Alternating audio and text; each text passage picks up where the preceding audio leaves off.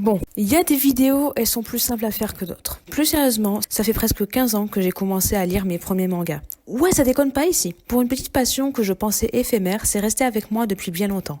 Et en 15 ans, je me suis rendu compte d'un petit quelque chose assez marrant. Les 3 mangas qui m'ont le plus marqué pendant la période où j'en ai découvert commencent tous par la lettre F. Le premier, c'est mon deuxième manga de tous les temps, que j'ai découvert après Lovina. Il s'agit de Fruit Basket, un de mes premiers et rares shoujo. Pour ceux qui ne connaissent pas, c'est l'histoire de Toru, une jeune fille qui vit sous une tente et qui se retrouve à cohabiter avec la famille Soma après avoir découvert leur secret. Lorsqu'on prend un des membres de la famille dans ses bras, celui-ci se transforme en un animal du zodiaque chinois. Franchement, c'était une très bonne surprise, pour laquelle le moi de 11-12 ans garde de très bons souvenirs. Il faudrait que je refasse l'exercice de le revoir avec mon regard d'adulte. Je sais pas si j'aimerais autant, mais qui sait, peut-être que je pourrais avoir une bonne surprise. Le deuxième, c'est Fullmetal Alchemist, et lui, j'ai eu l'occasion de le revoir récemment. Pour ceux qui connaissent pas, c'est l'histoire de 2 frères qui vivent dans un monde où une science nommée alchimie prévaut. Cette science se base sur une règle, l'échange équivalent. Tu ne peux pas créer quelque chose sans donner quelque chose d'équivalent en retour. Sauf que les 2 frères ont transgressé cette règle en voulant ramener leur mère à la vie et ont perdu leur corps en conséquence. Depuis, ils sont à la recherche de la pierre philosophale qui pourrait leur rendre leur corps d'origine. C'est un manga que je recommanderais toujours à quiconque veut se lancer dans cet univers. Vraiment, l'histoire des 2 frères est touchante et aborde des thèmes très adultes et très puissants. Hiromu Arakawa, elle en a publié d'autres des œuvres depuis FMA, mais c'est clairement celle pour laquelle on la retient le plus. Et la dernière, c'est celle dont on va parler en détail aujourd'hui dans cette vidéo, Fairy Tail. Everywhere you're going, I'm trying symbol of this light. I'll shine it down and make tomorrow bright.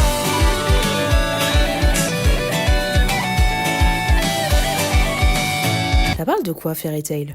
En gros, on est dans un univers où la magie prévaut. Elle est omniprésente dans chaque aspect de cette société. C'est avec cette omniprésence de la magie que les mages ont commencé à se rassembler en guildes pour venir en aide plus facilement à la population. Parmi ces guildes se trouve la plus puissante du royaume de Fiore, Fairy Tail. On suit une jeune mage nommée Lucy qui rêve de rejoindre cette guilde. Très vite, elle fait la rencontre de Natsu, un chasseur de dragons de feu, et Happy, son chat volant, tous les deux membres de la guilde. Grâce à eux, elle va vivre des aventures extraordinaires, entourée de mages tous les plus originaux les uns que les autres. Elle va partir en mission avec Natsu et Happy, mais petit à petit, son groupe s'agrandit. On a Gray, le rival de Natsu, manieur de glace, et Erza, la mage chevalier qui fait figure d'autorité. On avance dans le manga et 2 nouveaux personnages viennent ensuite se joindre au groupe principal, Wendy, chasseuse de dragons d'air, et Carla, le chat volant de la jeune fille. On suit leurs aventures, leurs combats, leurs moments forts en émotion dans cette guilde qui petit à petit prend de plus en plus la forme d'une famille. Vous dire que j'aimais Fairy Tail quand j'étais enfant est un énorme euphémisme. J'étais un fan absolu de ce manga. Je me souviens totalement de comment j'adorais lire ces aventures et comment je me précipitais sur un nouveau tome dès qu'il sortait. C'était l'époque où c'était beaucoup plus fréquent d'aller à la Fnac et de se caler par terre pour lire des mangas pendant que les parents faisaient autre chose dans le magasin. Je me souviens de tous ces tomes que je lisais avec passion et surtout comment j'avais été à fond sur l'animé très vite. À l'époque, je crois que la première mention de l'animé c'était dans le tome 17 dans un petit mot de l'auteur et je trouvais ça incroyable. Mon manga préféré avec de l'animation, des voix et des couleurs, autant dire que de suite j'ai foncé voir l'animé de suite en rentrant et ça a été un plaisir de découvrir mon petit groupe préféré accompagné de musique sublime.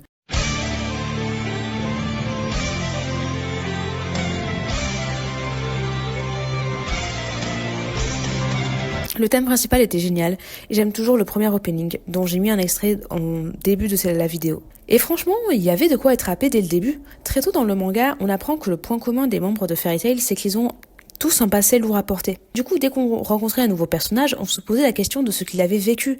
Et même si certains le vivaient comme des flashbacks répétitifs et ennuyants, j'ai trouvé que c'était plutôt cool en vrai. Le passé des personnages les aide à avancer vers un meilleur futur quand ils font face à leur adversaire. On s'attache à un Natsu qui veut retrouver son père, un Gray encore traumatisé par les morts causées par un démon qui lui a tout enlevé, une Lucy qui a fui un père négligent et qui apprend à exister par elle-même, une Erza qui garde encore les marques de son ancienne vie d'esclave, une Wendy qui a longtemps été seule et qui trouve une nouvelle famille en sa guilde. Car c'est ça qui est marquant sur cette guilde. Tous ont des rapports à leur famille difficiles, mais trouvent une nouvelle famille en cette guilde qui est un endroit où enfin être heureux. Et franchement, t'as envie de faire partie de cette famille. Je fais pas exception.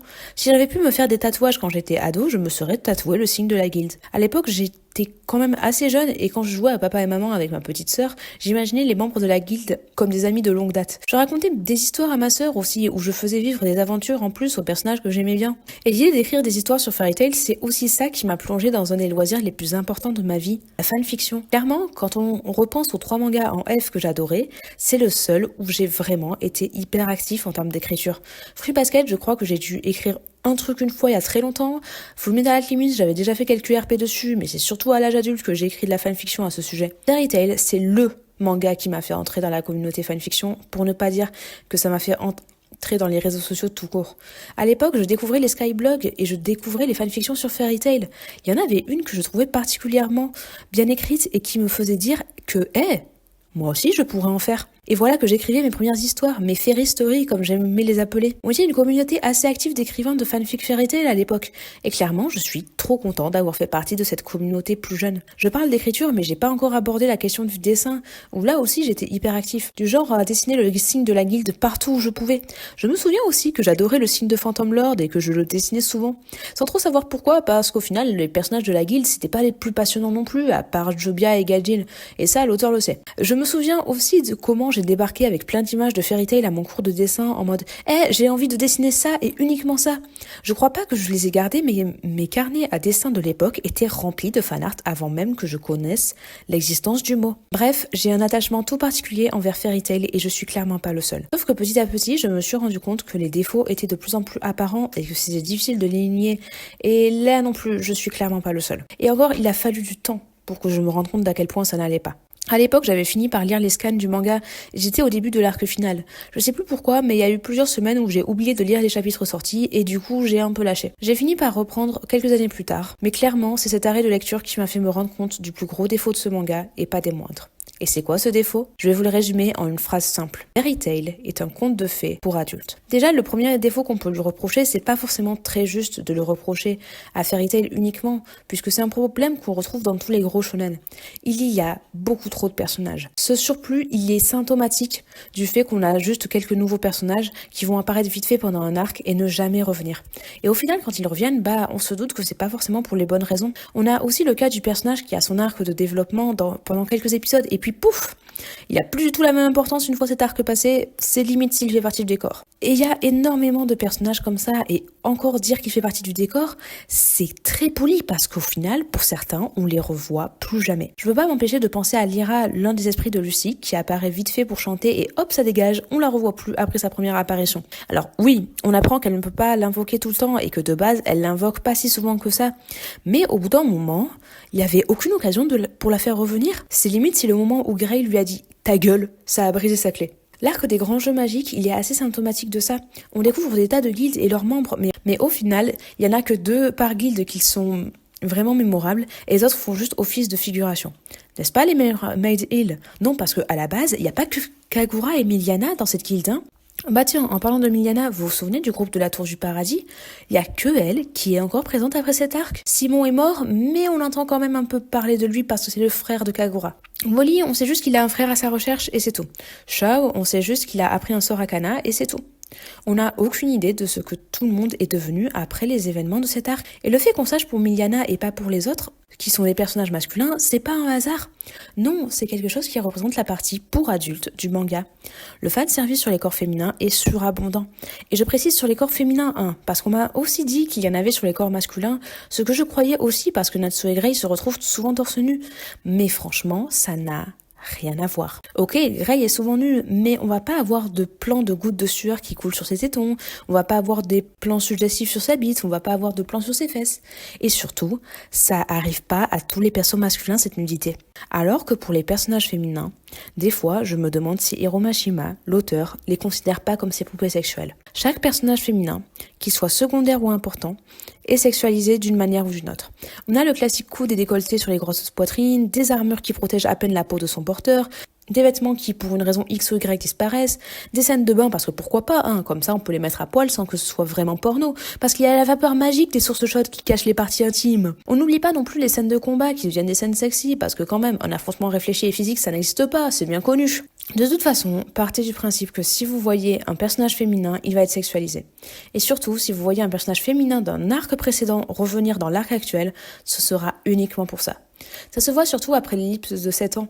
Beaucoup de personnages féminins tertiaires vont avoir des designs plus sexy après l'ellipse. Coucou Kinana par exemple. Et cette sexualisation, elle va se faire de toutes les manières possibles. Je pense notamment à Erza qui subit du tentacle, ou Lucy qui perd ses vêtements à la moindre occasion. Et encore, j'avais pas parlé de Carla, où la sexualisation du personnage devient énervante. Car oui, ils ont sexualisé un chat. Comment ? À partir du dernier arc, Carla peut devenir humaine. Elle a une apparence humaine avec des oreilles de chat. En soi, le fait que les chats pouvaient prendre une forme humaine, c'était déjà établi plus tôt dans la série avec le personnage de Panther Lily. Sauf que d'un côté, Happy ne peut pas le faire parce que faire évoluer ce personnage pour qu'il soit autre chose qu'une mascotte mignonne, c'est impossible. Et de l'autre, Panther Lily a un côté très animal sous sa forme humaine. On est plus proche du furie qu'autre chose. Alors que Carla, elle, c'est juste une humaine avec des oreilles et une queue de chat. Pourquoi ? Pour que les fans lubriques puissent se carriou le hoko sur des catgirls à l'apparence de filles mineures.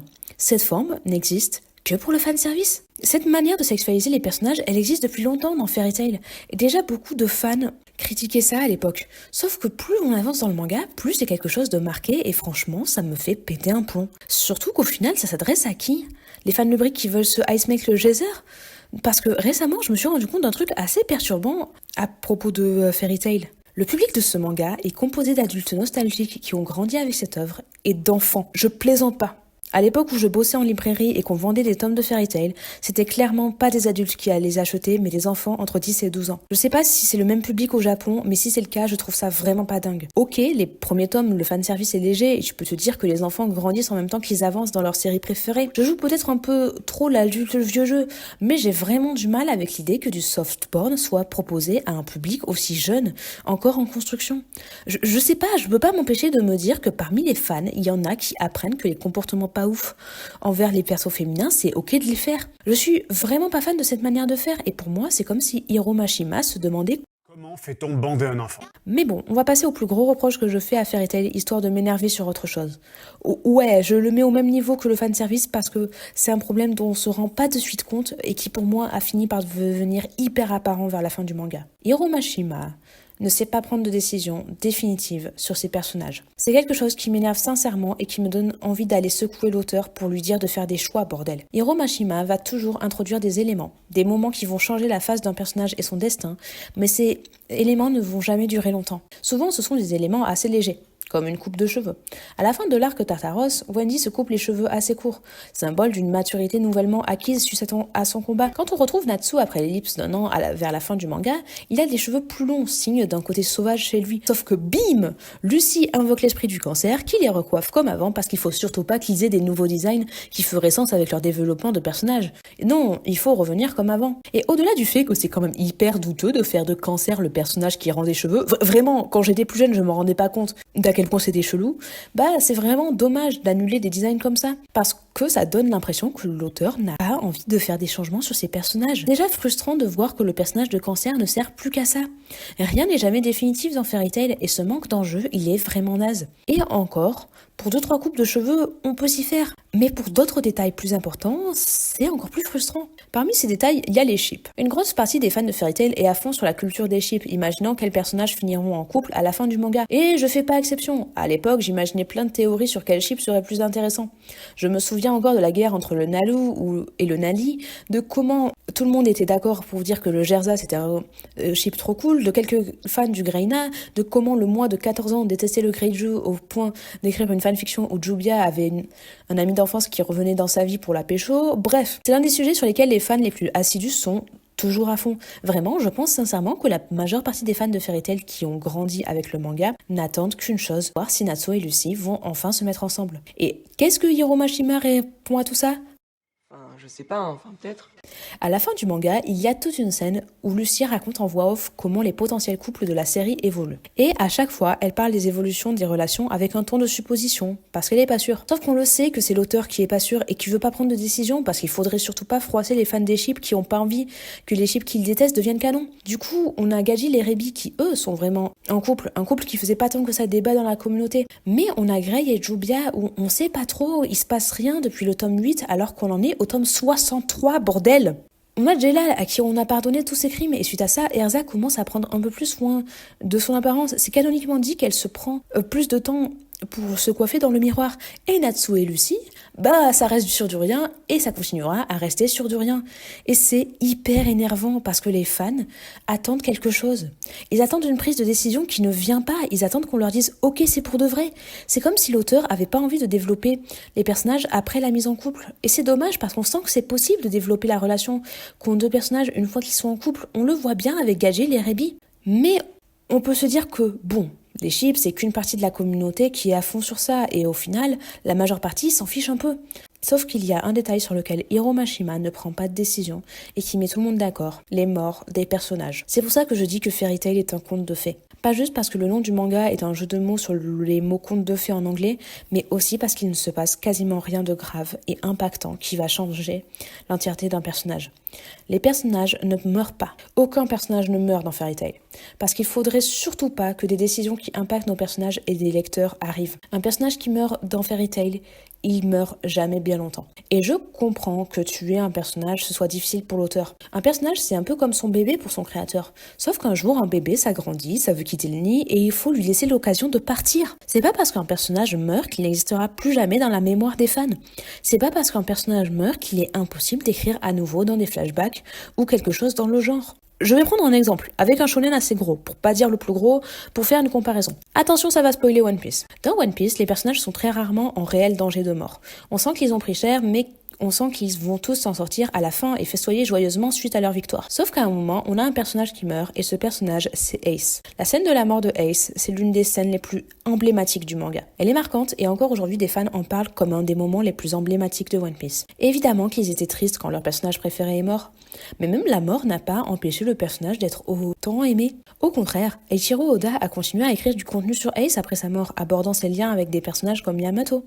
Et je suis certain que Fairy Tail pourrait avoir des morts aussi emblématiques que celle de Ace. Mais le manga refuse. Les personnages ne sont jamais en réel danger. Il y a cette scène pendant l'arc Tartaros où Erza se fait priver de tous ses sens. Elle gagne malgré tout grâce au pouvoir de ses liens avec ses camarades. Et quand ses amis se demandent comment elle a fait pour gagner, Happy dit simplement « c'est Erza après tout !» Et c'est quoi cet argument nul ? Les personnages immortels grâce au pouvoir de l'amitié, ça va 5 minutes. Dites-vous que dans le dernier arc, donc la dernière bataille de tout le manga, aucun personnage important ne meurt. Comment est-ce que vous voulez qu'on se souvienne de la dangerosité et de la puissance d'un ennemi si aucun n'arrive à vaincre un personnage principal ? Et c'est d'autant plus frustrant parce que dans l'arc final, 2 personnages meurent. Mais en fait non, le premier c'est Makarov. Lui c'est le maître de la guilde et il meurt lors d'un combat épique où il protège les membres de Fairy Tail. Non, pas juste les membres de sa guilde, ses enfants. Parce que c'est ça qui se passe dans cette scène. Dans un combat tendu, le maître de la guilde, qu'il voit comme une famille, utilise un sort pour sauver ses enfants. La scène est assez intense et forte en émotion, parce que le sort qu'il utilise, c'est un sort qui le vide de son énergie vitale. C'est quelque chose dont il a conscience. Il sait que s'il le fait, il va tout simplement mourir. Sauf qu'il le fait quand même. Il est prêt à ça, il est prêt à se sacrifier et à laisser ses enfants avancer sans lui. C'est une scène très émouvante où les personnages clament leur affection pour ce père de substitution. Parce que forcément, pour des personnages dont on connaît l'histoire familiale, Makarov est un second père, voire le seul père tout court. Les membres de Fairy Tail, ce sont des ados turbulents qui font toujours n'importe quoi et qu'il faut toujours reprendre, mais qu'il aime de tout son cœur et qu'il protégera toujours. Une scène pareille, c'est hyper marquant. Tout ça pour qu'au final, il soit encore en vie à la fin de l'histoire, juste handicapé. Et la deuxième mort, mais en fait non, hyper frustrante, c'est celle de Gajil. Dans cette scène, un ennemi est sur le point de détruire tout le monde et s'il n'est pas arrêté de suite, ça risque de très mal finir.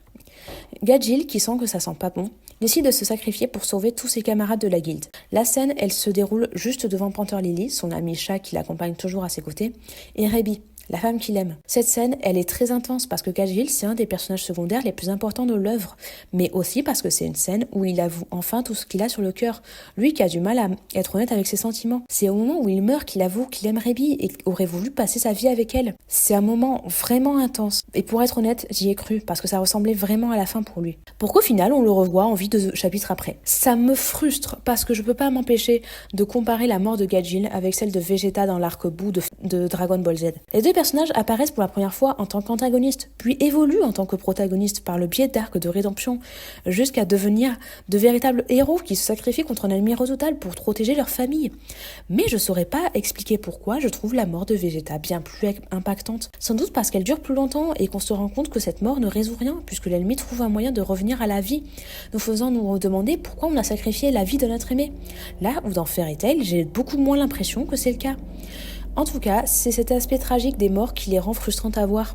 Elles sont émouvantes et poignantes, on est investi émotionnellement et on est ému. Sauf que du coup, voir que les personnages sont en vie, ça donne l'impression qu'on s'est investi émotionnellement pour rien. En vrai, il y a des fois où je me demande si l'auteur voulait vraiment ressusciter Gajeel ou non.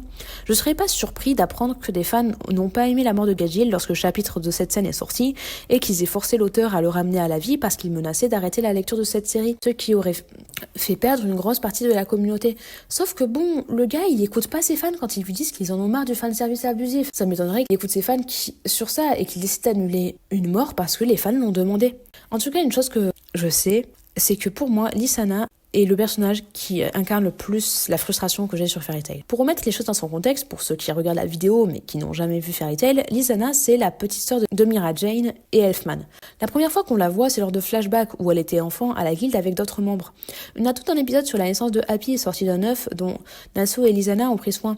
Plusieurs éléments laissent entendre que Lissana et Natsu étaient amoureux l'un de l'autre quand ils étaient petits, mais rien n'a jamais été dit clairement. On apprend ensuite que si Lissana n'est pas à la guilde, c'est qu'en fait, elle est morte dans des circonstances tragiques. Lors d'une mission en famille, Elfman s'est laissé submerger par une bête dont il a pris le contrôle. Rendu fou, il s'en est pris à Lissana et l'a tuée. C'est quelque chose d'assez lourd dans leur histoire et au final, tout ça rend les personnages hyper intéressants. On a Elfman qui hésite à utiliser le pouvoir qui a fait tant de mal, Mira Jane qui n'est plus repartie en mission depuis et au final, Lissana est un personnage qu'on connaît surtout parce que ce sont les autres qui parlent d'elle. Sauf qu'en fait, non. Un peu plus tard dans le manga, les personnages se retrouvent à Edolas, un monde parallèle où une version alternative de Fairy Tail existe. Dans cette version de Fairy Tail, les membres sont tous très différents de la version originale, et surtout, la Lissana d'Edolas est vivante. L'arc se déroule et quand l'équipe de Natsu rentre à la maison, on se rend compte que Lissana est rentrée avec eux. On apprend au final que Lissana n'a jamais perdu la vie à cause de son frère et qu'en réalité, elle a été envoyée à Edolas. Bref, on a une mort qui a été annulée alors qu'elle avait son importance dans l'écriture des personnages, pour au final ne rien faire avec. Lissana revient et il ne se passe rien avec ce personnage. On aurait pu avoir des scènes où elle sympathise avec Lucy et voit comment Natsu, qu'elle semblait aimer enfant, a évolué et semble aimer Lucy. Des scènes où elle accepte que la vie a continué sans elle et qu'elle peut être aux côtés du chasseur de dragons sans pour autant que ce soit de manière amoureuse. On aurait pu avoir des scènes où elle part en mission avec Elfman qui a peur de se battre avec Kel à ses côtés parce qu'il a peur de lui faire du mal. Même si en vrai au final on a une scène où il a failli la tuer alors qu'il était sous contrôle mental. On aurait pu avoir plein de choses mais on n'a rien. À la limite, on a une collaboration entre elle et Jubia durant l'arc suivant son retour, mais c'est très survolé. On a un combat dans l'arc Tartaros où elle se bat aux côtés de sa sœur, mais l'arc est beaucoup plus centré sur Mira Jane au final. Elle interagit très peu avec Natsu et Happy alors qu'ils étaient importants pour elle. En fait, elle interagit avec quasiment personne, j'ai l'impression. Et quand c'est le cas, ça dure jamais bien longtemps. La plupart des combats que Lissana fait sont des combats où elle perd ou elle laisse sa sœur prendre le relais pendant le combat.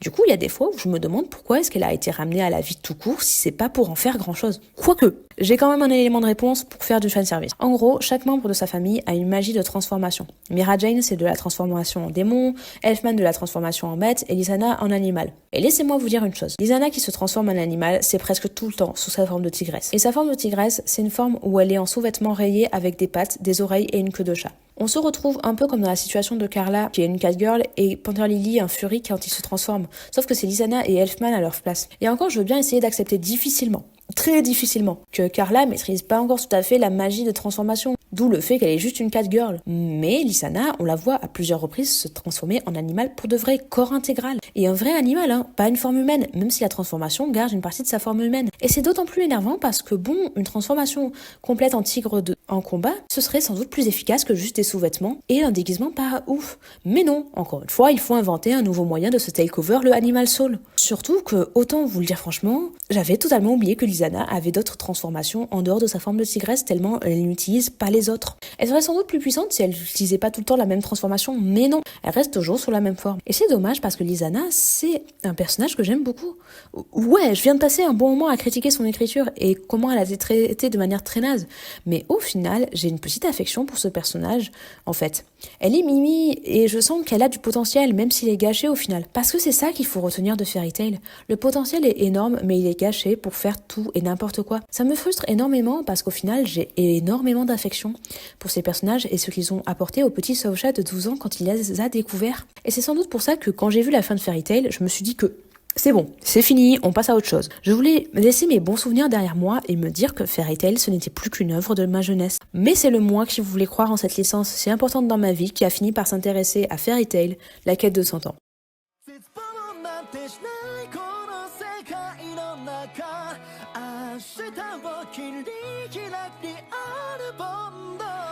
Ouais, parce que plutôt j'ai parlé de la fin du manga, mais au final, on a eu une suite. J'avoue que j'avais pas prévu de m'y intéresser, mais la sortie en animé m'a donné un peu envie. Les fans étaient à nouveau actifs et l'amour des fans pour la licence, ça me rappelait qu'en vrai, j'aimais quand même bien Fairy Tail en fait. J'avais envie de laisser une nouvelle chance. À l'heure actuelle, cette suite est encore en cours et l'animé est encore en cours de diffusion. Je me demandais si j'allais pas y jeter un petit coup d'œil, au moins regarder les premiers épisodes pour voir si ça en valait la peine. Cette vidéo, je l'écris après avoir vu les 13 premiers épisodes, histoire de me faire un petit bilan. Et disons-le, le bilan il est pas génial. Mais je peux pas juste me contenter de dire ouais non c'est pas ouf. J'ai envie de faire les choses bien, du coup on va analyser cette nouvelle série, un peu comme j'ai pu le faire sur ma vidéo d'Another Code Recollection. Au lieu d'analyser de manière globale, je vais parler de mes réactions à chaque épisode sorti. C'est pas quelque chose que je fais d'habitude, j'espère que ce changement vous plaira. Bref, de quoi ça parle Fairy Tail, la quête de 100 ans? L'histoire, elle se déroule juste après les événements de Fairy Tail. L'équipe principale, composée de Natsu, Lucy, Happy, Grey, Erza, Wendy et Carla, part en voyage pour réaliser la quête la plus importante de sa carrière de mage. Une quête qui a été déposée sur le tableau des requêtes il y a 100 ans et que personne n'a jamais réussi à accomplir, pas même le plus puissant membre de la guilde. Alors qu'ils sont en voyage, une nouvelle mage du nom de Toka rejoint la guilde et très vite, elle devient assez suspecte. En soi, le concept, il est vraiment cool. La quête de 100 ans, c'est quelque chose qu'on aborde assez tôt depuis le début du manga. Vraiment, on en parle dès les premiers tomes, au moment où on découvre Luxus et Miss Gun, mais on n'en sait pas plus. On apprend juste un peu plus tard que Gildarts, le membre le plus puissant de la guilde, a tenté de faire cette quête, mais qu'il y a laissé plusieurs membres de son corps. Bref, il y a de quoi d'être assez intéressé, et en vrai, les lecteurs de la première histoire ont peut-être été frustrés que ça soit pas plus abordé à nouveau depuis ce passage, et doivent se dire que, j'ai quand même bien envie de voir ce que ça donne, cette fameuse quête de 100 ans. Désolée d'avance, je commence l'analyse avec un commentaire très cynique. Mais de ce que je me souviens, il y avait eu une diffusion cinéma des premiers épisodes histoire de faire revenir la hype. Et en vrai, dans l'idée, ce genre d'événement, ça peut toujours être cool, parce qu'on est réunis entre fans d'une œuvre à la passion commune. Mais bon, c'est pas que les épisodes ils sont pas géniaux, mais désolé les gars, payez pour ça, j'aurais appelé ça une arnaque perso. Bref, si on passait au premier épisode, on part plus en détail sur le résumé que je faisais plus tôt. L'épisode commence avec 3 nouvelles personnes qui rejoignent la guilde. L'accueil réservé est plutôt chaleureux. Après tout, on parle d'une guilde très familiale, ce qui est un terme terrible pour une entreprise maintenant que j'y pense. Sauf que la guilde la plus familiale du continent, c'est aussi la plus forte. Et ça, un des nouveaux membres manque pas de le faire remarquer. S'ils veulent rejoindre la guilde, c'est uniquement pour ça. Résultat, il se fait envoyer bouler par Luxus et décide de se casser. Perso, j'aime beaucoup le fait que ce soit Luxus qui fasse la leçon. On sent que le perso, il a changé depuis l'époque où il méprisait la guilde parce qu'elle avait une piscine. Bref, cette leçon fait fuir le gars qui cherchait de la force et fait peur à un deuxième membre. Du coup, il reste plus qu'une seule personne et Luxus a un petit moment de culpabilité à se dire qu'il y est allé trop fort. Quelque chose que j'aime beaucoup, encore une fois. Et cette seule personne, c'est Toka. Elle a d'autres raisons pour être à la guilde. Elle est amoureuse de Natsu depuis que ce dernier l'a sauvée d'un groupe de bandits qui l'avait enlevée un an plus tôt. Elle est assez similaire à Jubia dans sa manière d'être et ça fait quelques atomes proches. Forcément, elle veut revoir celui qu'elle aime pour le remercier et c'est là qu'on apprend où est le groupe de Natsu. La première fois qu'on retrouve tout le groupe, ça nous donne droit à une petite scène très courte que j'aime beaucoup parce qu'elle rappelle les dynamiques entre les membres. De la neige tombe et grâce à une analyse de Lucy, l'intellectuelle du groupe, on se rend compte que ceux qui tombent du ciel, c'est des particules de magie. En bon gamin qu'il est, Natsu commence à faire des boules de neige avec Happy, accompagné d'un Grey qui se déshabille sans faire exprès, un running gag dont je suis de moins en moins fan, Wendy qui est choquée, et enfin Erza, la grande sœur sérieuse qui ramène le groupe à la réalité pour que tout le monde revienne sur la mission en cours. La mission les amène dans une guilde, Maglia Dragon. Ils entrent dans la guilde, déserte et qui a l'air abandonnée et tombent sur un gigantesque dragon. Natsu capte très vite que c'est un humain assez mystérieux qui peut se transformer en dragon. À partir de là, le membre de Maglia Dragon, du nom d'Elef Seria, leur parle en se téléportant en boucle derrière eux. Il est limite inatteignable, intangible, un peu comme une présence mystérieuse qui vient les perturber et les mettre à mal, comme le ferait un antagoniste. Et en soi, l'idée est super cool. Ça rend le personnage assez mystérieux et vu l'ambiance qu'on est censé avoir, c'est plutôt une bonne idée. Jusqu'à ce que le gars se téléporte entre les seins de Lucy. Limite, je me suis dit que j'allais arrêter mon visionnage parce que niquez-vous. Vraiment du fanservice inutile dès le premier épisode de la série. Et sérieux, il s'agirait d'aller se faire voir. Heureusement qu'on souffle un peu pour avoir des scènes de rivalité entre Toka et Jobia qui se taquinent, pour se dire qu'elles ne sortiront jamais avec leurs crushs respectifs parce que c'était d'une lourdeur. Ça dure pas bien longtemps puisqu'on revient sur la quête. Bah ouais, avec les conneries de l'autre mage, on a aucune idée de ce que c'est cette récompense de la quête de 100 ans. Salut à tous, c'est Socha du montage. Je me suis rendu compte que pendant que je faisais le résumé du premier épisode de Fairy Tail, j'avais totalement oublié de vous dire en fait en quoi elle consiste la quête de 100 ans. Genre je fais tout un truc sur oui oh là là la récompense, mais je vous explique même pas le but de la quête en question.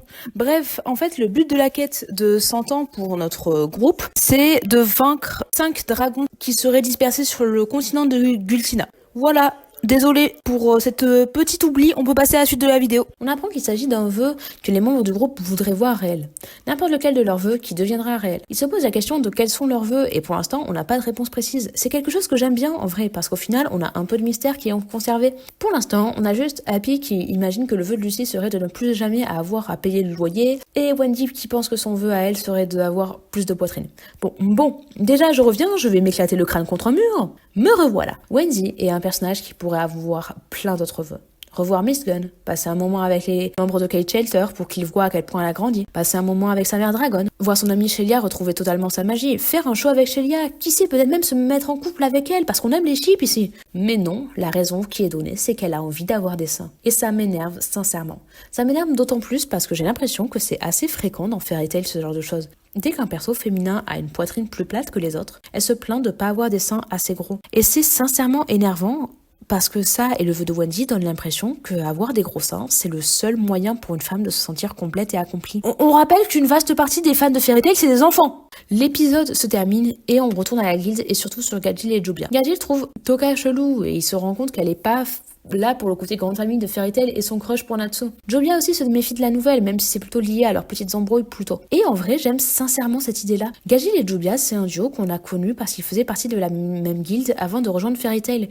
Mais on les a jamais vus bosser ensemble de souvenirs. C'est l'occasion de les voir ensemble dans une quête secondaire et franchement, vu comment les deux quêtes commencent, je préfère largement celle de Gadgil et Jobia sur Toka. Bref, premier épisode se termine et je me rends compte que j'ai pas parlé de deux choses. Les génériques et les graphismes. Pour ce qui est des génériques, je les trouve assez basiques, rien de bien marquant ni de bien décevant. Par contre, l'opening souffre de ce gros problème dont souffrent tous les shonen, en particulier Fairy Tail. L'opening spoil tout. Là, tout ce que je vais vous raconter, c'est quelque chose qui est résumé en 1 minute 30 à chaque début d'épisode. C'était déjà un gros problème qu'avait Fairy Tail dans sa première itération, et c'est dommage que ça n'ait pas changé, parce que c'était assez chiant en vrai. Vraiment, on n'a aucune surprise à aucun moment, on découvre pas, on sait tout à l'avance. Au final, c'est pas surprenant que certains fans d'anime aient décidé de ne plus regarder les openings, parce qu'ils savent ce qui va arriver. Malgré tout, j'aime bien le fait que l'opening s'appelle Story, ça me rappelle un petit peu l'époque où j'écrivais des fanfics et que je les appelais des fairy story. Quant au graphisme, je les trouve vraiment plats. Rien de mauvais, mais rien de transcendant non plus. Et c'est dommage parce que l'animation japonaise, elle a vachement évolué depuis la première série Fairy Tail. Alors que l'animation de Fairy Tail, elle a pas tant que ça évolué, j'ai l'impression.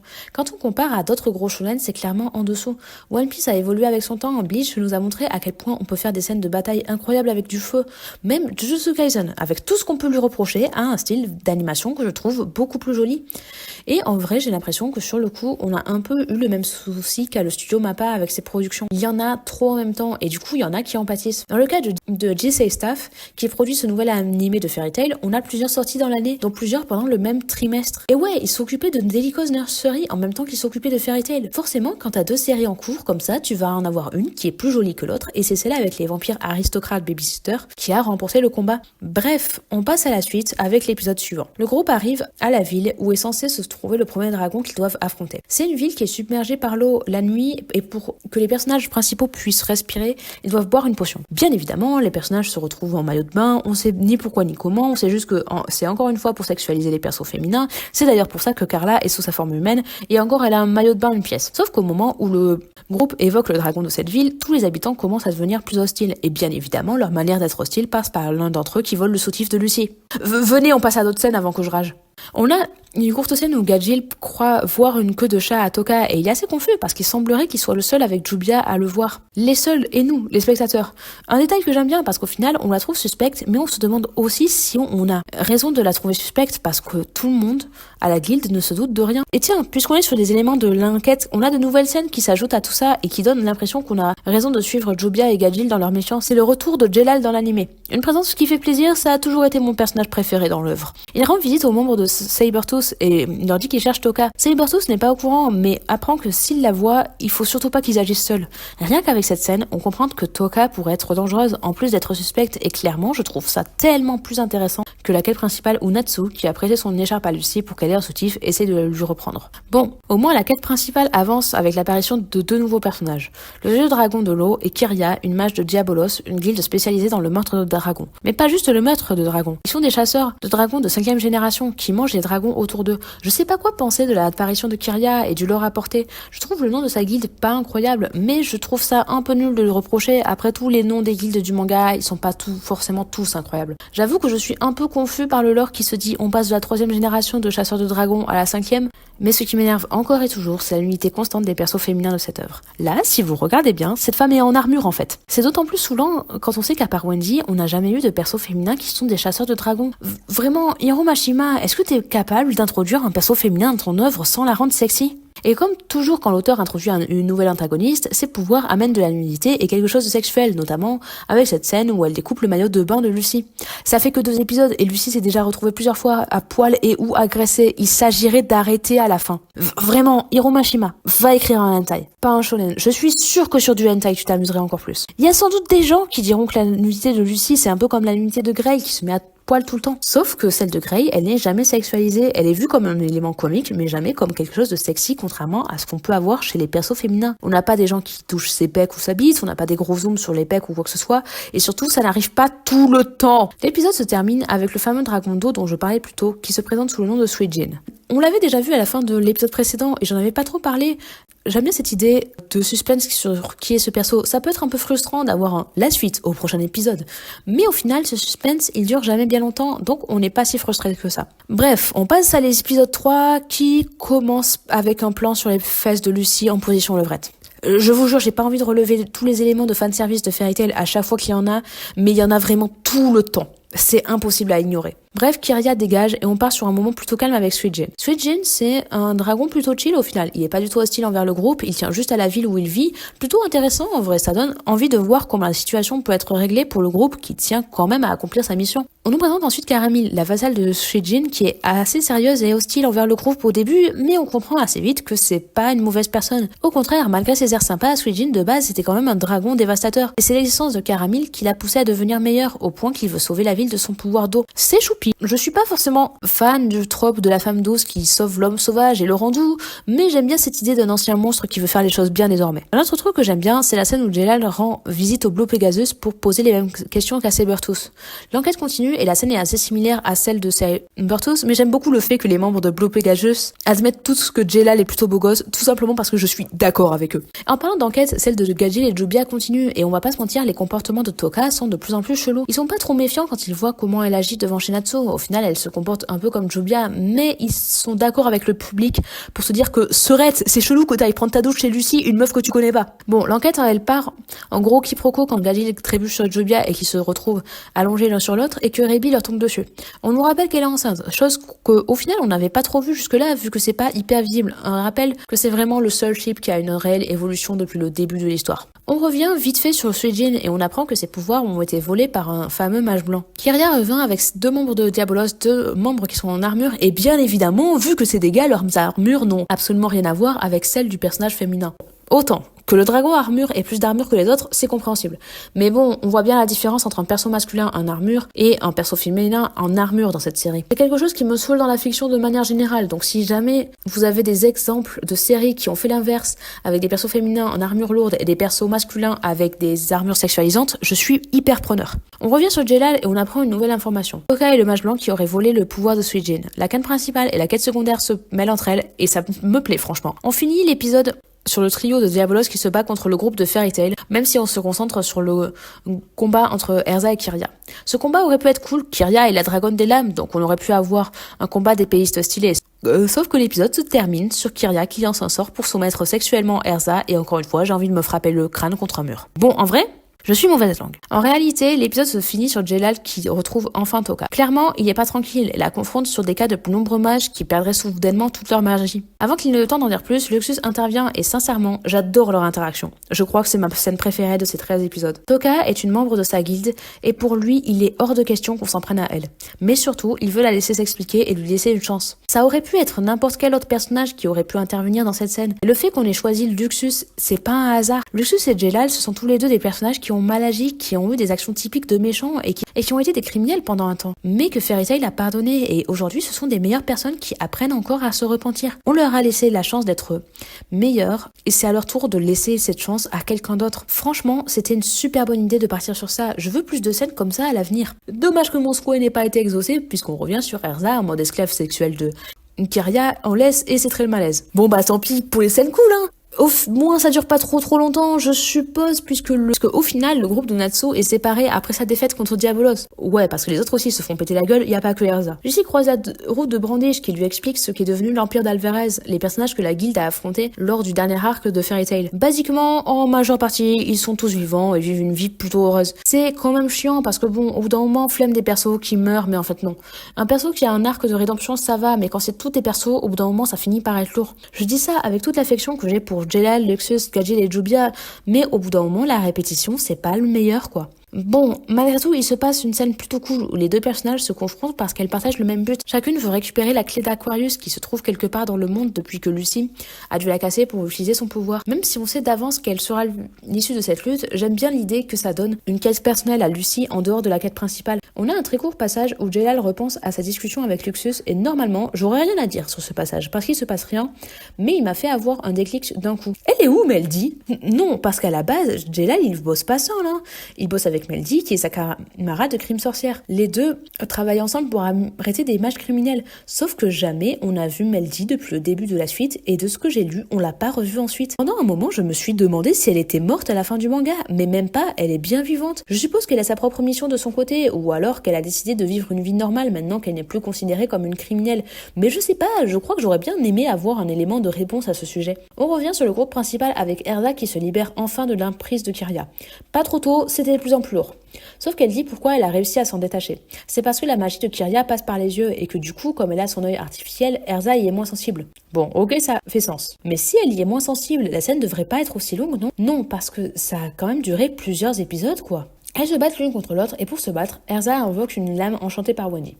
Attendez, pause. Depuis quand Wendy, elle peut enchanter des lames ? Ok, elle peut lancer des enchantements. Ok, elle peut lancer des sorts de soins, mais souvent, j'ai l'impression que sa magie a vraiment aucune limite et qu'elle peut faire tout ce que le personnage de soutien dans les RPG peuvent faire. Pendant ce temps, Wendy et Natsu se battent contre le dragon des cendres et s'en sortent plutôt bien. J'aime beaucoup leur affrontement en vrai, surtout parce que j'aime beaucoup le duo Natsu-Wendy. Ils ont une dynamique de petite sœur grand frère qu'on n'a pas beaucoup vu dans l'anime. C'était surtout dans l'arc Edolas qu'on a eu droit à ce genre de dynamique et franchement, c'est cool d'avoir ce duo à nouveau. Enfin, l'épisode se termine sur une confrontation entre Jelal et Toka. Cette dernière l'attaque, mais elle est stoppée par l'équipe de Gajil qui la plaque au sol. Soudainement, on a ce changement de personne entre Toka et le mage blanc comme si deux personnes se partageaient le même corps. Et bon sang, qu'est-ce que je déteste ce cliché de fiction. Vraiment le coup de « je suis gentille mais en fait je partage mon corps avec un méchant », ça a été fait et refait et à part stigmatiser des personnes multiples, je vois absolument pas ce que ça a de positif dans une fiction. Surtout qu'au bout d'un moment, c'est pas original, ça a été fait des centaines de fois.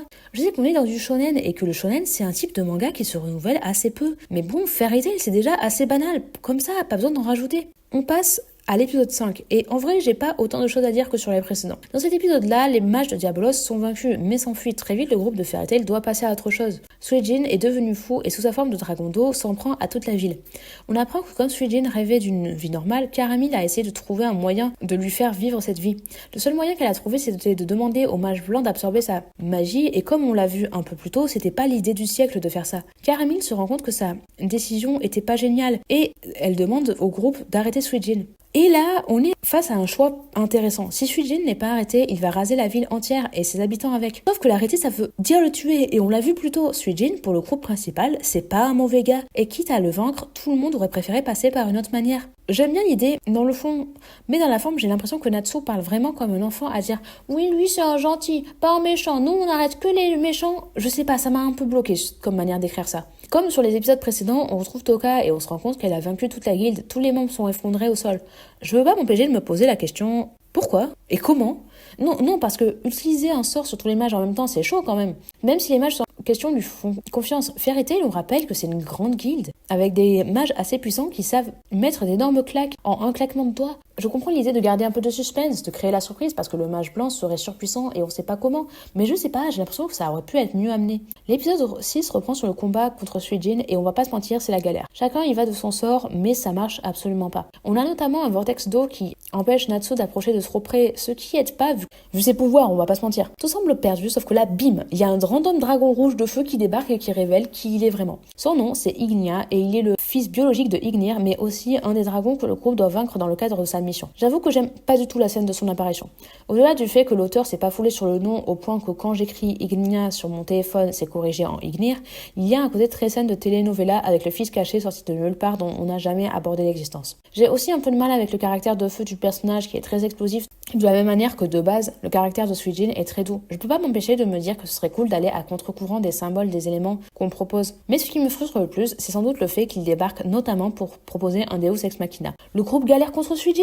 C'est pas grave, Natsu a les flammes d'Ignia pour être plus fort et péter des gueules. Bon, en vrai, je suis hyper mauvaise langue parce qu'au final, c'est pas des flammes normales qu'il mange. Natsu devient fou après les avoir mangées. Il vainc Suijin brutalement et est prêt à le réduire en cendres sauvagement. Ça, c'est pas le genre de comportement que Natsu a d'habitude. Et donc, ça fait un peu flipper tout le monde qui essaie de le ramener à la raison, mais chaud, sauf Lucy. Lucy le calme en lui faisant un câlin par derrière. La scène, j'ai eu un peu de mal à l'apprécier pour être honnête. C'est un cliché de fiction que j'ai de plus en plus de mal à apprécier, le coup de l'homme devenu sauvage qui est calmé par sa douce et gentille partenaire. Sans oublier le fait que les flammes de Natsu brûlent les vêtements de Lucy, mais pas tous ses vêtements, hein, uniquement ceux autour de la poitrine parce que bon, la tenue de Sagittarius, elle couvre son décolleté et il faut trouver un moyen de le montrer. Mais il y a un truc sur cette scène malgré tout que je trouve super intéressant. Cette scène-là, je la connaissais déjà avant, c'était une scène qu'on m'avait déjà spoilée. Et comment on me l'avait spoilée ? Par le biais de cosplayers qui parlaient de comment ils avaient ressenti la scène, qui rejouaient les ressentis de Lucy après ce qui s'était passé et le fait qu'elle ait peur des flammes de Natsu. Et en découvrant cette scène, comme ça, je l'ai trouvée beaucoup plus intense que dans l'anime. Et c'est ça qui me marque avec le travail de Hiro Mashima. Fairy Tail a une communauté très active et investie et qui aime le manga et qui sera toujours attaché à ses personnages. Sauf que des fois, j'ai l'impression que l'auteur, il s'en fiche. C'est avec cette pensée-là que j'entame l'épisode suivant. On commence avec Natsu et Lucy qui se retrouvent après les événements du combat contre Suijin. Lucy dit à Natsu que Wendy a guéri la brûlure sur sa poitrine. Parce qu'il faudrait surtout pas que Lucy garde une cicatrice, hein. Ce qui est dommage parce que ça aurait donner énormément de profondeur au lien Natsu-Lucy, et si l'auteur cherchait des occasions de mettre son perso torse-poil, il aurait pu en créer des nouvelles grâce à ça. Natsu s'excuse pour tout ce qui s'est passé et se sent assez mal quant à sa victoire contre Suijin. Dans sa manière de parler, on a l'impression qu'il a vraiment tué le dragon d'eau, sauf que pété derrière nous, il est en vie, c'est juste qu'il a plus de pouvoir. C'est hyper frustrant parce que ça gâche le développement que Natsu aurait pu avoir. On aurait pu avoir des scènes de sa culpabilité car il aurait tué une bonne personne, ce qui est jamais arrivé. On aurait pu avoir aussi des scènes où Karami cherche à se venger, mais elle aurait fini par comprendre que ça ne ramènerait pas Suijin. Bref, on aurait pu avoir plein de trucs sympas, mais encore une fois, l'auteur s'en fout. Comme toujours. Après ça, on découvre un peu plus Diabolos, notamment avec son maître qui semble prêt à en découdre de la manière la plus cruelle possible. C'est marrant parce que cette scène, elle m'a fait me rendre compte que j'aime vraiment aucun nouveau design de personnage dans cette guilde, voire dans cette suite tout court. En parlant de guilde, on retourne vite fait à Sabertooth qui rend visite à Fairy Tail et quand ils arrivent, ils se rendent compte que la guilde est totalement vide. On va pas se mentir, c'est sacrément chelou, surtout qu'aux dernières nouvelles, le mage blanc avait vaincu tout le monde.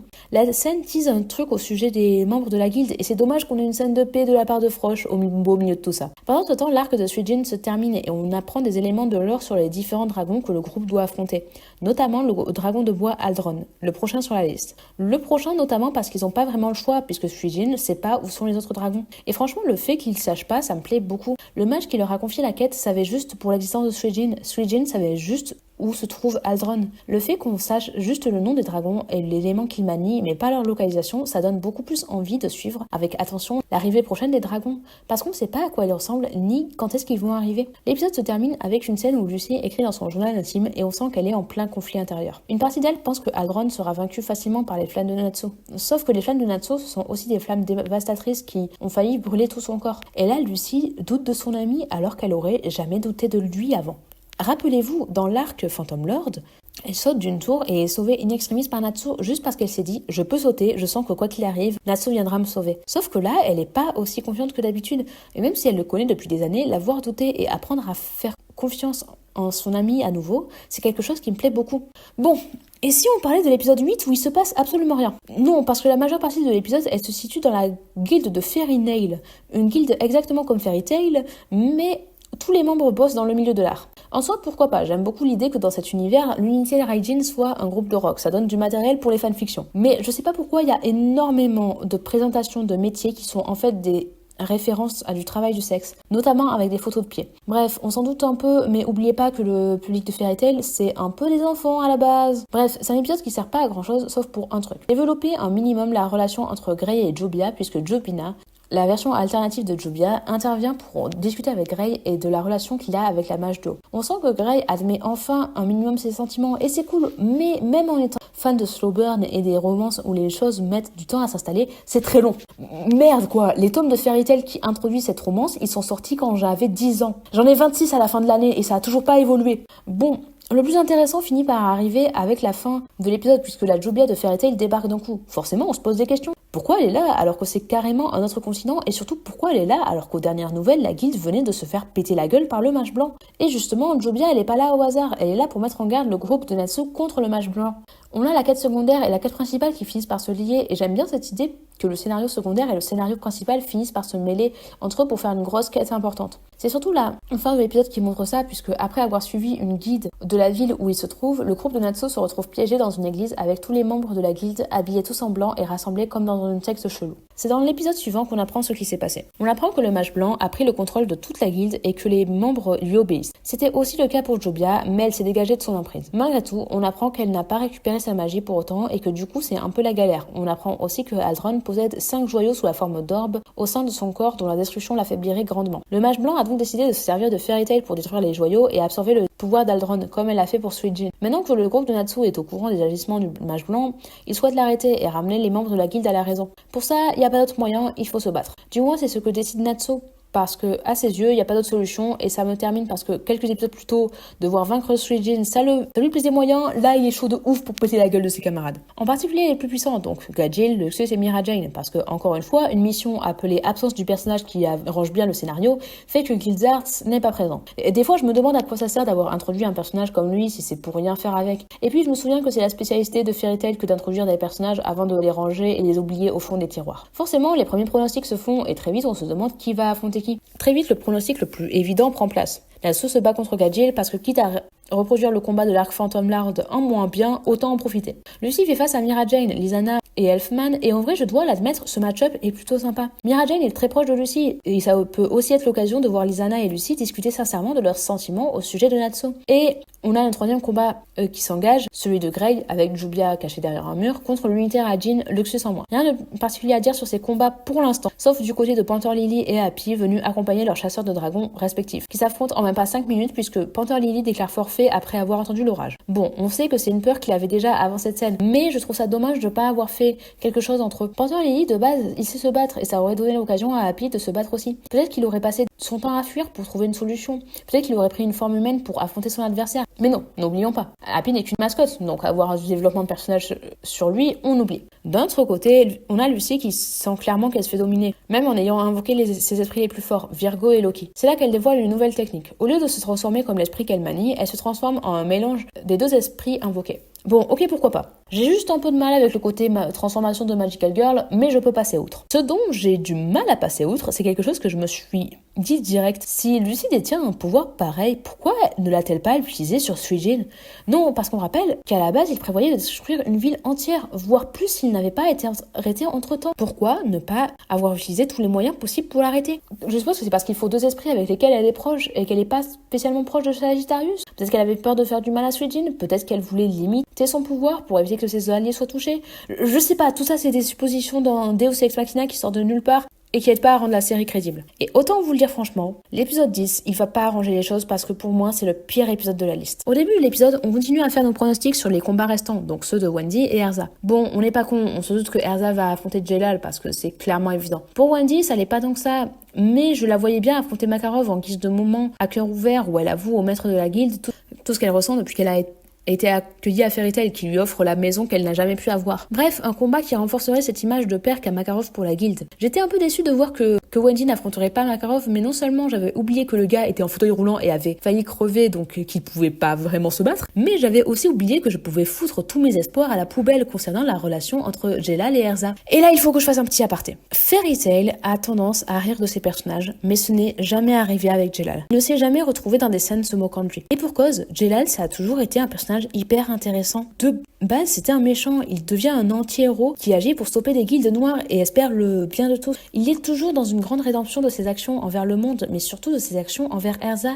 qui en a le plus souffert. À chaque fois qu'ils interagissent, on sent qu'il va se passer quelque chose entre eux, et plus on avance, plus on dit clairement que Erza aime Jelal, et que ça a clairement l'air réciproque. Sauf que jusqu'à présent, dans l'histoire, Jelal ne pouvait pas se montrer en public, car il était encore considéré comme un criminel. Maintenant que ses crimes sont pardonnés, il peut enfin vivre heureux avec Erza. Et clairement, les fans avaient hâte de ça. Ils avaient hâte de les voir heureux après toutes leurs galères. Même, on a toujours eu des gros débats sur les chips dans Fairy Tail, mais tous s'accordaient à dire que Jelal et Erza c'était le meilleur, qu'il n'y avait aucun autre perso à mettre avec l'un d'entre eux. Et personnellement, Jelal, ça a toujours été mon personnage préféré par son aura. Du coup, comme on sait que ce combat que Erza va mener contre Jelal est important, on s'attendait à un gros affrontement, le genre de combat où une Erza devenue plus forte, grâce à lui notamment, montre toute l'étendue de tout ce qu'elle peut faire pour le ramener à la raison. Et même au-delà des épées, les mots peuvent devenir des armes, où chacun s'attend à un combat épique, l'un des affrontements les plus sincères, parce que chacun admettrait ses sentiments l'un pour l'autre. Bref, les deux se retrouvent, et l'auteur fait un gros doigt d'honneur à ses fans. Quand il est contrôlé par le mage blanc, Jelal n'essaie pas de vaincre Erza de manière cruelle dans un combat épique. Non, pour vaincre Erza, il faut la déstabiliser, et c'est pour ça qu'il se met à poil et commence à déclarer ses sentiments dans des grandes déclarations d'amour dignes des plus grands séducteurs du dimanche. Et c'est une véritable insulte à la communauté de fans de Fairy Tail, qui s'attendaient à tellement mieux de la part de ce duo qui est si important dans l'histoire de ce manga. On aurait pu avoir une scène épique et intense. Au final, on a juste une blague. Je sais pas comment j'ai fait pour ne pas lâcher Fairy Tail à ce moment-là. Parce que clairement, je pense qu'il y a énormément de gens qui en ont eu marre de voir leur personnage préféré traités comme des blagues juste parce qu'on a la flemme de faire du développement. Et comme si c'était pas fini avec les trucs rageants, on passe au combat entre Grey et l'unité Raijin. Dans ce combat, Fried utilise ses runes pour empêcher Grey d'utiliser sa magie de glace, mais il ne l'empêche pas d'utiliser son autre magie, donc il se fait vaincre facilement. Mextro et Evergreen utilisent leur magie des yeux à leur tour, mais Grey les fait se regarder l'un et l'autre, donc ils perdent. Bon, tout ce passage-là de la vidéo, il est dédié à Allen, un ami de mon Discord d'écriture, très fan de l'unité Raijin. Mec, j'espère que tu vas kiffer ma rage parce que j'ai beaucoup de trucs à dire. Je crois que l'auteur, il a un peu oublié ce qui est censé être l'unité Raijin. De base, c'est un groupe de mages dont Luxus est le chef. Luxus, quand il a créé ce groupe, il l'a fait à une époque où il considérait que la guilde était constituée de personnes faibles. C'est tout naturellement qu'il s'est tourné vers le trio pour former une équipe surpuissante. J'ai donc une question très simple à l'auteur. Pourquoi est-ce qu'à chaque fois qu'on voit l'unité Raijin, à chaque combat qu'ils font, elle pue la merde? Non, parce que vraiment, il se passe pas une scène de combat sans qu'ils se fassent péter la gueule. Je suis pas sûre, mais je suis certain qu'ils ont jamais gagné un seul combat depuis leur apparition. Et c'est hyper rageant. Ils sont censés faire partie des mages les plus forts de Fairy Tail. Pourquoi est-ce qu'ils sont aussi nazes? Ok, je veux bien comprendre que les combats sont censés être courts et mettre en avant la puissance des gentils, mais il s'agirait d'arrêter de se foutre de notre gueule. Vous allez me faire croire que Fried est trop con pour pas sceller les magies de Grey en même temps? Vous allez me faire croire que Mixro et Evergreen sont trop cons pour se regarder dans les yeux pendant qu'ils utilisent leur magie et qu'un manga aussi rempli de Deus Ex Machina que Fairy Tail n'a jamais pensé à une solution à ce niveau-là? Vous allez me faire croire que Mixro, qui a des petites poupées qui flottent partout, n'a pas pu repérer Jubia qui était cachée derrière un mur pas loin? Non, vraiment, si j'avais écrit cette scène, on aurait eu Fried qui aurait repéré Jubia, qui l'aurait prise en otage. Soit Jubia aurait récupéré sa magie et l'aurait vaincu, soit elle aurait parlé du fait qu'elle n'a pas besoin de magie pour le vaincre et arrive à se dégager de son emprise en disant que sa vraie magie, c'est l'amour qu'elle porte pour Grey. Et là, on aurait eu Fried qui pense à l'amour qu'il porte pour Luxus et qui se serait rendu compte qu'il fait de la merde et qui finit par rejoindre Grey et Jubia après avoir repris ses esprits. Oui, ici, vous parlez à un fan de Fraxus, faites pas attention. Bref, il y avait tellement de meilleures manières de gérer cette scène, mais non, encore une fois, l'auteur se fout de ses personnages. Bon, est-ce qu'on a au moins un combat qui peut pas la merde ici? On a Natsu et Gajil qui s'affrontent toujours, et Rebi qui intervient. Natsu est prêt à la frapper, mais se souvient qu'elle est enceinte, et qu'il a pas spécialement envie de lui faire du mal. Dans ce moment d'hésitation, Rebi arrive à envoyer Natsu loin d'eux et le combat se termine. C'était un peu une fin de combat facile et en vrai j'aimerais bien voir Rebi se battre pour de vrai de temps en temps vu qu'elle a un pouvoir cool. Mais j'avoue que la scène entre elle et Gajil et à quel point il a évolué pour pouvoir protéger sa future famille a quelque chose de mignon. Au-delà de ça, on a Wendy qui arrive enfin face à son adversaire. Nebaru, le dragon araignée. Je sais pas quoi penser de leur affrontement, sincèrement. J'aimerais me dire que c'est intéressant de voir d'autres membres de Diabolos, mais s'il y a une chose que j'ai bien appris dans le milieu du manga shonen, c'est celle-ci. Si vous faites un manga shonen avec du fanservice, faites attention avec les personnages d'araignées parce qu'on va pas se mentir, on dirait qu'ils envoient du sperme sur leur ennemi et ça a un côté vraiment très malsain, surtout dans notre cas où on parle d'une araignée et d'une enfant. Sans rentrer dans les détails parce que beaucoup de choses se passent après les 13 épisodes dont je parle, ça va pas s'arrangeant. Vous voulez des trucs qui vont pas en s'arrangeant? Le combat Erza et Jelal, comme il la déstabilise, elle se dit qu'elle va le déstabiliser en se foutant à poil ou dans des costumes sexy pour le perturber. J'ai un peu envie de mourir, mais heureusement Luxus arrive pour interrompre cette scène d'enfer. Kiria aussi, mais j'aime pas trop le personnage pour les raisons dont je parlais plus tôt. Notre épisode de l'enfer se termine sur l'introduction du prochain adversaire de Natsu, Reis, le dragon fantôme. Je dois l'admettre, c'est le seul personnage de Diabolos dont j'aime sincèrement le design. Bon, j'ai toujours été faible face aux personnages aux cheveux blancs, mais contrairement à Reis, les autres designs de Diabolos, ils sont pas incroyables à mes yeux. On continue les combats dans l'épisode suivant avec Wendy qui se dégage de l'emprise de Nebaru qu'il avait ligoté contre une des toiles avec Carla. Elle est coincée dans un cocon, mais arrive quand même à se battre seule. Ouais, parce que Carla, elle s'est pas dégagée et encore dans l'étoile. Du coup, je peux pas m'empêcher de me demander pourquoi elle se transforme pas en humaine. Comme l'étoile ligote son corps de chat, qui est plus petit, elle pourrait se dégager facilement, non? Et est-ce que la seule scène où elle utilise ce pouvoir, c'est juste pour la mettre en maillot de bain ou c'est comment? De notre côté, on continue le combat de Lucy contre la famille Strauss, et bien évidemment, on a droit à une énième scène de fanservice sur Virgo, qui insiste pour être punie et être soumise à Mira Jane sous sa forme de démon parce que putain, Lucy utilise d'autres esprits, mais soudainement les mages de Diabolos interviennent.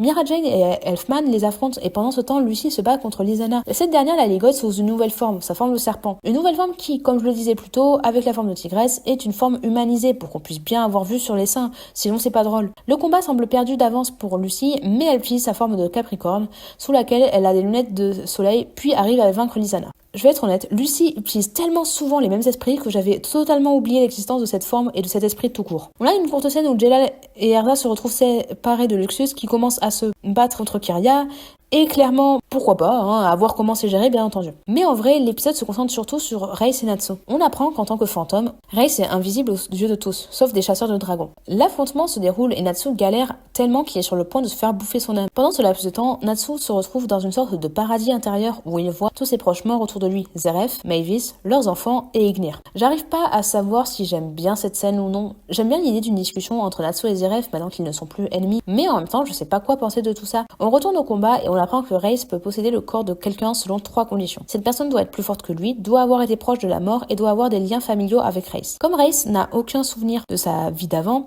il mise surtout sur les 2 premières options pour avoir une possession efficace. Et qui donne lieu à une possession efficace? Makarov, le maître de Fairy Tail, qui est sur le point de se battre contre Natsu. L'épisode se finit comme ça, et en vrai, j'ai bien envie de voir ce que ça va donner. Malgré tout, le combat entre Reis et Natsu est pas le sujet du début de l'épisode. On doit d'abord supporter la suite du combat entre Wendy et Nebaru, mais surtout supporter la suite du combat entre Erza et Jelal, qui est horriblement lourd. Erza sent qu'elle doit se dégager de tout ça, et finit par ligoter Jelal avec les bandages de son armure. Je vous cache pas que j'en ai encore marre de la lourdeur sur sa nudité, et que en plus je trouve pas ça hyper logique qu'elle ait assez de bandages pour ligoter à la fois les poignets et les yeux, mais au moins la scène infernale elle est terminée, on peut passer à autre chose. Et cette autre chose, c'est le combat de Reis et Natsu. Reis, dans sa possession, se rend compte d'à quel point il est hyper compatible avec Makarov, qui le bloque de ouf parce que chelou, il pensait pas avoir un lien familial avec lui. C'est là qu'on en apprend un peu plus sur le passé de Makarov. Quand il était adolescent à Fairy Tail, on avait plusieurs personnages qui faisaient partie de la guilde avec lui eux aussi. On peut noter Yajima, qui est devenu un membre du Conseil des Mages, mais surtout Bob, le maître de Blue Pegasus. Je vais faire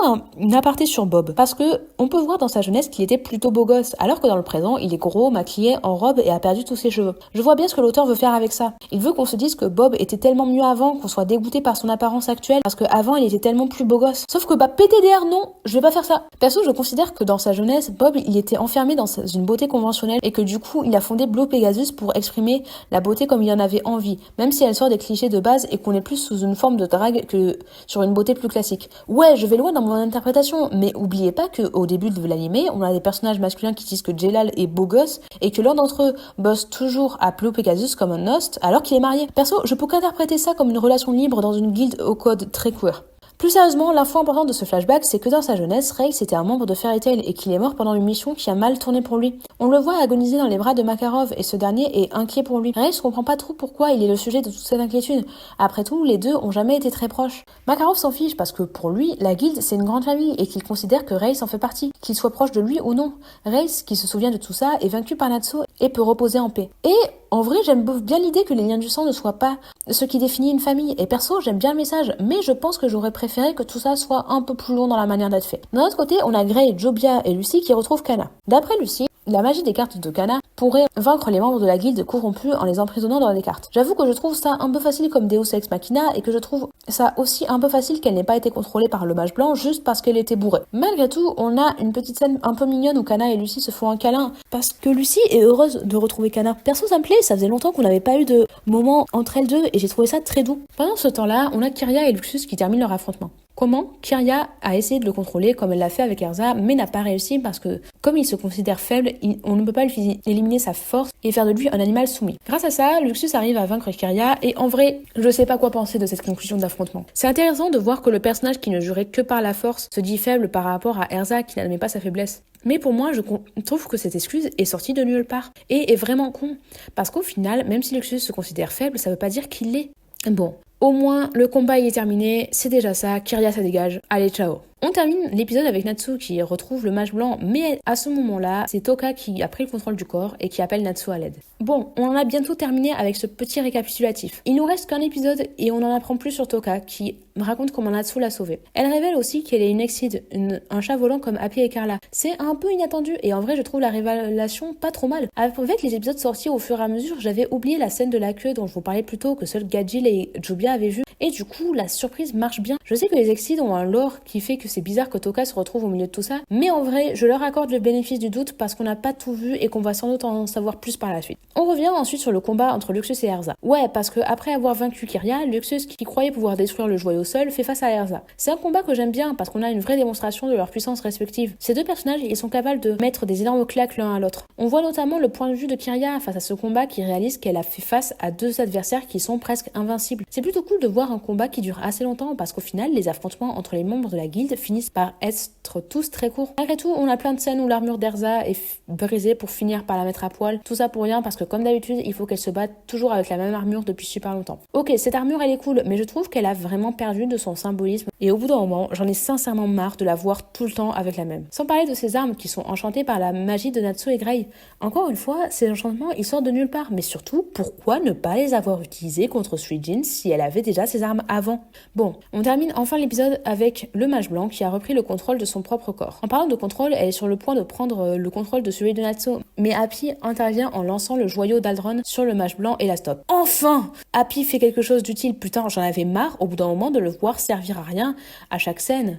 Mais ce qui me plaît le plus, c'est voir comment le corps du mage blanc réagit à ce joyau reçu dans le dos. Des cristaux et des racines lui poussent dessus, et en vrai, dans un autre manga que Fairy Tail, ça aurait un côté tellement horrifique et avec du body horror qui me plaît vraiment beaucoup. Et avec tout ça, on en a terminé avec ma review de Fairy Tail, la quête de 100 ans. J'ai continué à regarder les épisodes suivants, mais au final, j'ai pas grand chose de nouveau à signaler à part ce qui a déjà été dit dans tous ces épisodes. Au final, on n'a pas de grande différence entre les deux séries, les plus gros défauts continuent à être renforcés à chaque épisode et ça devient vraiment très lourd. Mais il y a aussi quelque chose que j'aimerais rajouter par rapport à ce que j'ai dit avant. Les personnages ne sont jamais en réel danger ou en réelle difficulté. Si c'est le cas, ça dure pas plus d'un épisode. Ils finissent toujours par trouver une solution sortie d'on ne sait où ou qui vient bien les arranger. Et c'est d'autant plus frustrant quand on sait que bordel, on parle de la quête de 100 ans. Une quête qu'aucun mage n'a réussi. Que Guildarts, le plus puissant de la guilde, n'a pas réussi non plus. Mais jamais on ne craint pour les défaites des personnages ni pour leur vie. On se dit toujours « Oh bah c'est Natsu, il va s'en sortir. Oh bah c'est Erza, elle va sortir une armure surpuissante et gagner. » Jamais on a peur pour les personnages en fait. Et la question que je me pose c'est celle-ci. Est-ce que je devrais continuer à regarder Fairy Tail? Bah franchement je sais pas. J'ai continué à regarder les épisodes sortis après ceux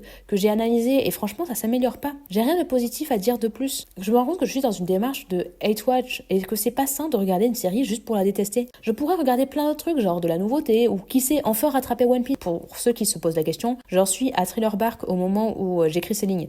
Un jour on y croit. Et en même temps, j'arrive pas à m'en détacher. J'ai toujours cette même affection qui est encore là et qui me quitte pas, ce qui fait que je peux clairement pas conseiller Fairy Tail à de nouveaux spectateurs. Et en même temps, je comprends que des gens y soient encore attachés aujourd'hui alors que dans le manga, il y a rien qui va. J'aimerais bien avoir votre avis. Est-ce que vous continuez Fairy Tail, vous? Est-ce que vous aimez toujours autant? Franchement, j'aimerais beaucoup savoir ce qu'en pensent des fans de la première heure, qui n'ont jamais arrêté d'aimer.